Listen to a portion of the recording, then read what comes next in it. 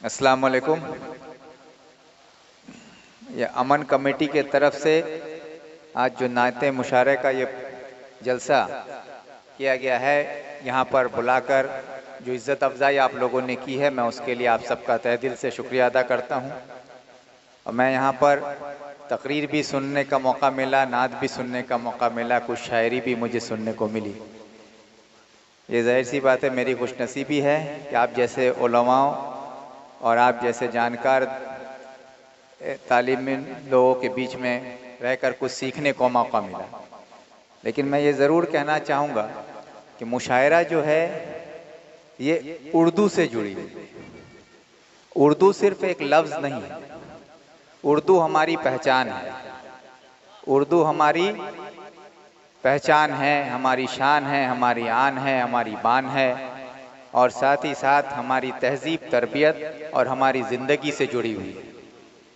लेकिन अफसोस इस बात का है कि आज हमारी तहजीब, हमारी तरबियत, हमारी ज़ुबान सब हमसे धीरे धीरे छीन ली जा रही है।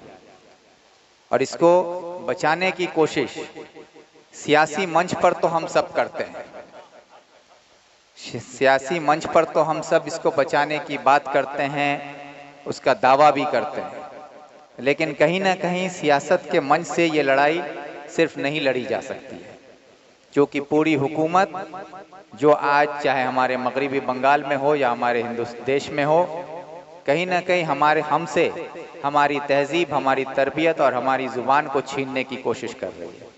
अगर इसको बचाना है तो हमारे माँ बहन, हमारे नौजवान, हमारे बड़े बुज़ुर्ग और हमारे उलमाओं, आप सबको ये जिम्मेदारी लेनी होगी।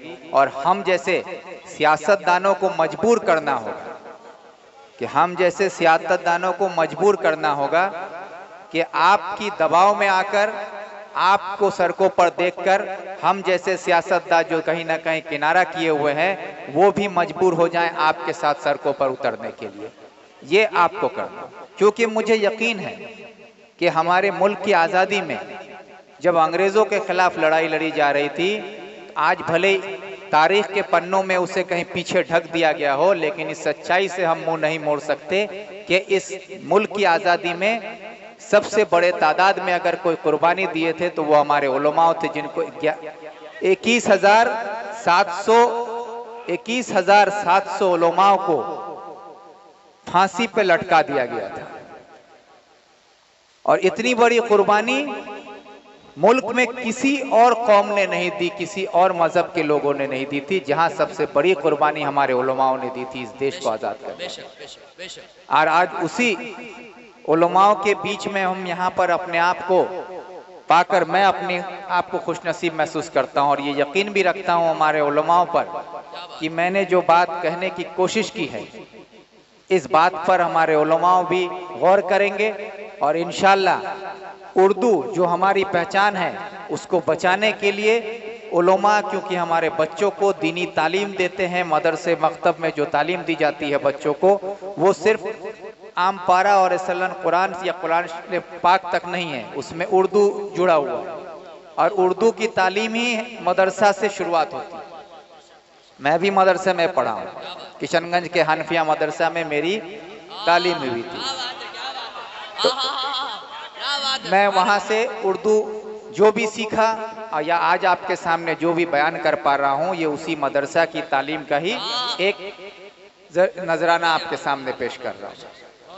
लेकिन मैं आज ये कहीं ना कहीं आप लोगों से गुजारिश करता हूँ, मेरे उलमाओं से, यहाँ पे बैठे तमाम लोगों से, कि आप सिर्फ मुशायरे और जलसों तक ही अपने आप को महदूद ना रखें। आप उस जंगे आज़ादी में जिस तरह से आपने हिस्सा लिया और आज़ाद मुल्क में आज हम जो सांस ले रहे हैं, ये आपकी कुर्बानियों का नतीजा है।